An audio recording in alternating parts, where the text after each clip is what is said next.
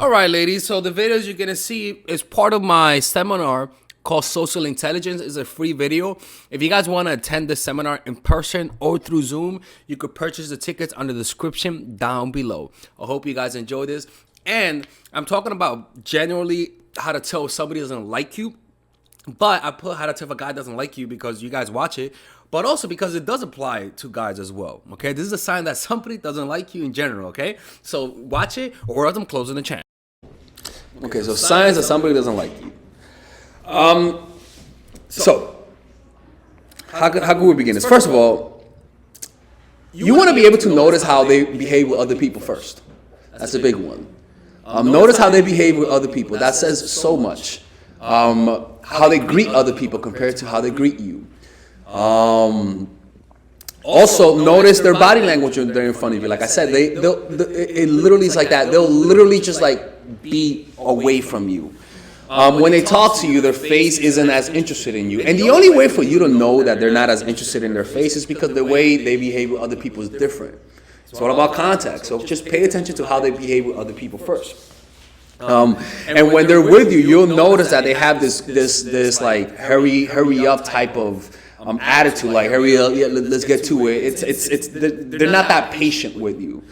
So those are the things that you could just observe without having to interact with them. Just notice how they behave with you and then how they behave with other people, and that says a lot. Because with you, they'll be like, hey, and then when their friends come, like, hey, what's up, bro? Clearly, it's not that they hate you. Remember, people either want to see more, less of you, or indifferent about you. You know, you're always in that category. So let me read the notes. It says quinting of the eyes, like going like that, like they'll just like, and it's all sort of like. It's all subtle, like you don't, it just comes quickly and leaves quickly. Pursing of the lips, like going like that.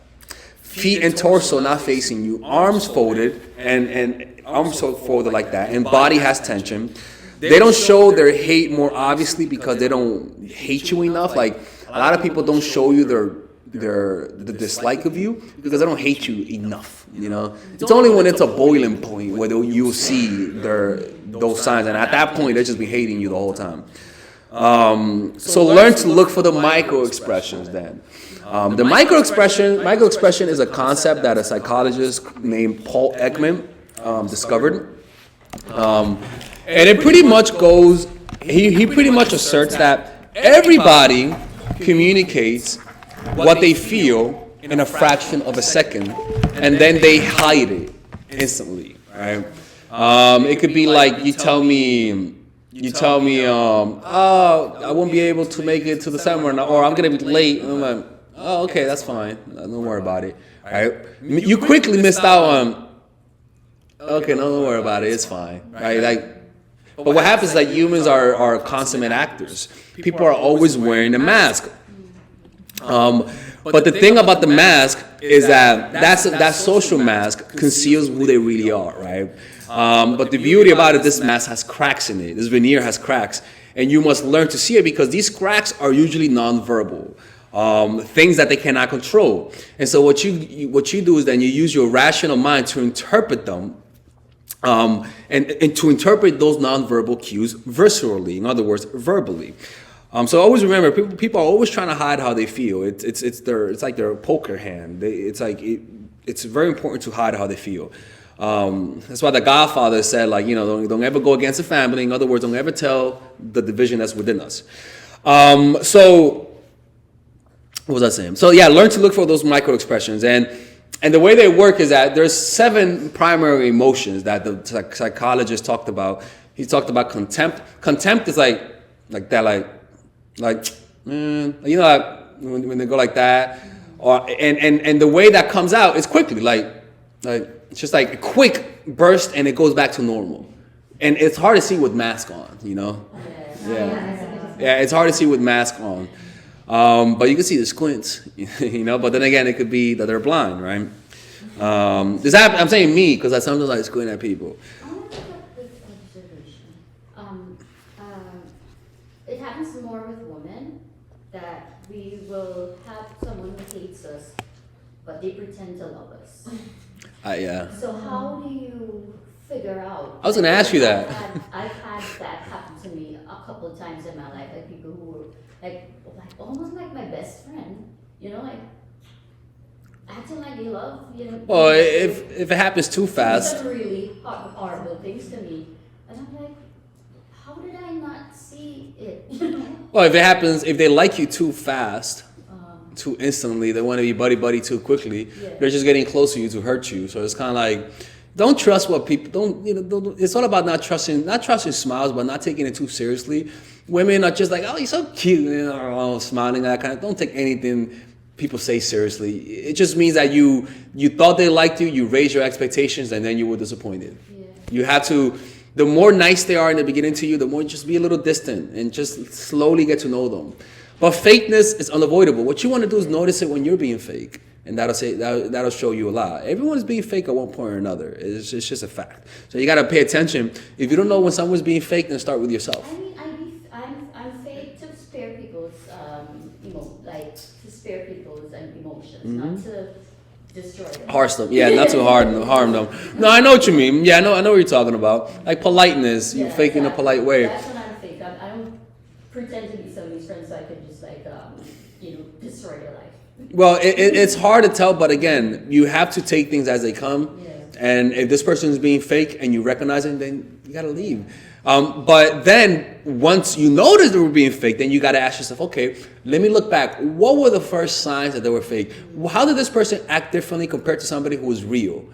Yeah. And that's where, like I said, it's a decision. You have to decide to be aware of those types of things.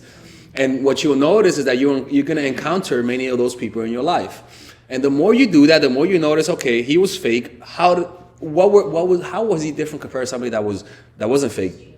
You're going to start to see patterns. And over time, you're going to be able to catch those patterns quicker. And the better you get at it, at first, what happens with the brain is that when you're learning something, you'll notice the brain of somebody who doesn't know what they're doing is very active and is working hard. The more they do it, you'll notice that part of the brain is more relaxed. I think it's the prefrontal cortex is just more relaxed. And so because they're so good at it, they'll be able to do complex things and be able to think about random things just because they're so good at it. Like Michael Jordan could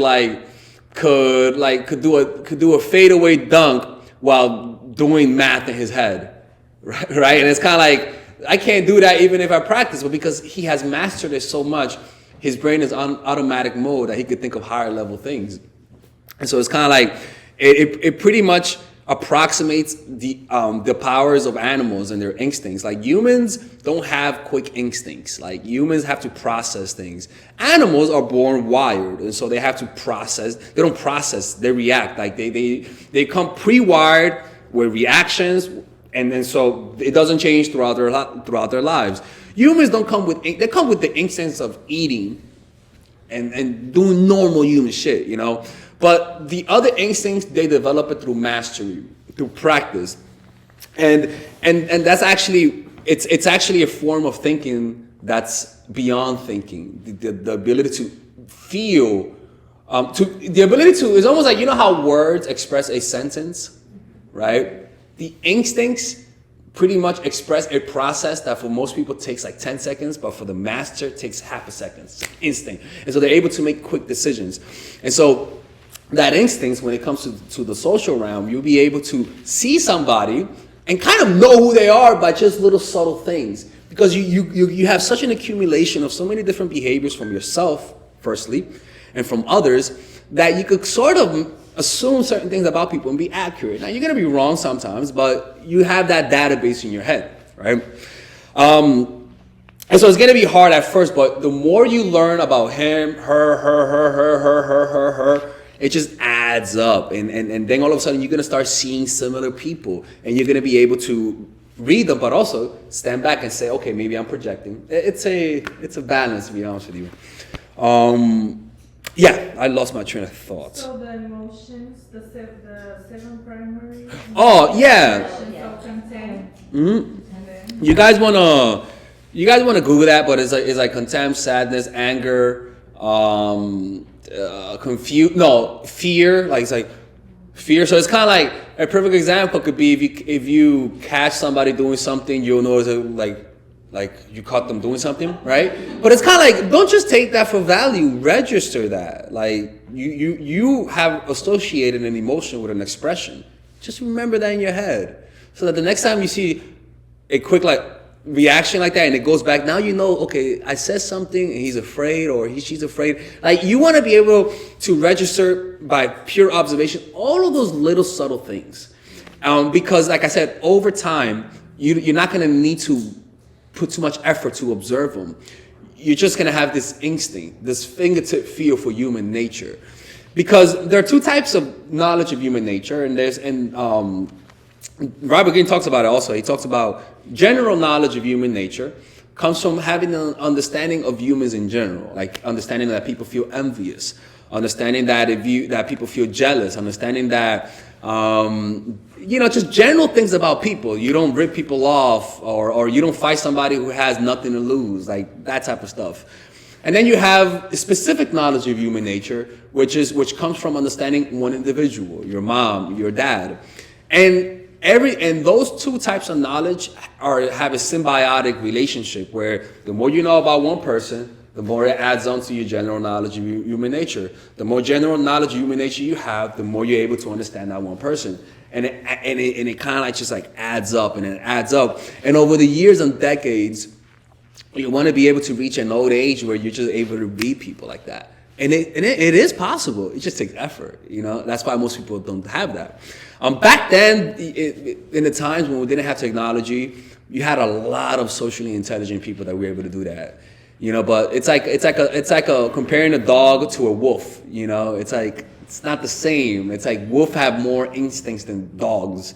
They had, But yeah, let's just keep going with this list. Micro expressions are two kinds.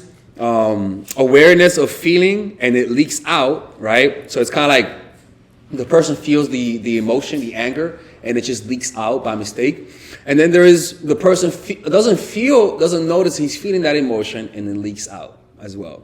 But first notice it in yourself, those little micro expressions. This happens to me, like when something doesn't go my way, I miss my train, I'm like, fuck, like, right? It's a micro expression, like, man. Or when something sad happens, I'll notice my body language. I'm like, okay, this is the body language of somebody who's sad. And it's kind of, you don't need, like I said, you don't need to know everybody to know this. You know what I'm saying? So that's one thing. Just notice the behavior. It's the same in others. Some micro expressions last a few seconds, like the rolling of the eyes, or when you approach somebody who doesn't like you, you'll notice that when you approach them and they didn't expect to see you, they were like, "Oh, hey," So if you don't know what that looks like, the next time somebody that you don't like comes up to you, notice how you behave differently. Pay attention, and because then you'll notice. Then you can easily see it in other people when that happens. Because then you'll notice that when you approach somebody that doesn't like you, they'll show a face of disgust. Face of disgust is like that, right? But then they'll instantly hide their face of disgust with a fake smile that doesn't create the crow feet in the eye, doesn't extend forward, and they'll even exaggerate high pitch because they're trying to sound like they like you, so they'll exaggerate it a little bit. Or even though they'll say, "Let's hang out sometimes," right? All of those things are signs that somebody doesn't like you. But if you're not aware of this, you'll just easily not even catch it. Humans are very slippery. All right, so if you're a single woman and you ever wanted to work with me one-on-one, you could check out the course, The Psychological Game of Attraction, which is a course specifically made for women who are single. Okay, this course is split up in 4 different sections. The first section, I pretty much talk about the psychology of attraction, basic psychology of human nature that you need to understand. Once you understand this part, the naiveness that you have inherited from society will go away. The second part is I split the relationships of getting to know a guy in 3 sections. One, the pre-honeymoon period. The pre-honeymoon period is when you're getting to know a guy, when you're feeling him out, when you're feeling that chemistry, before you feel that intense chemistry.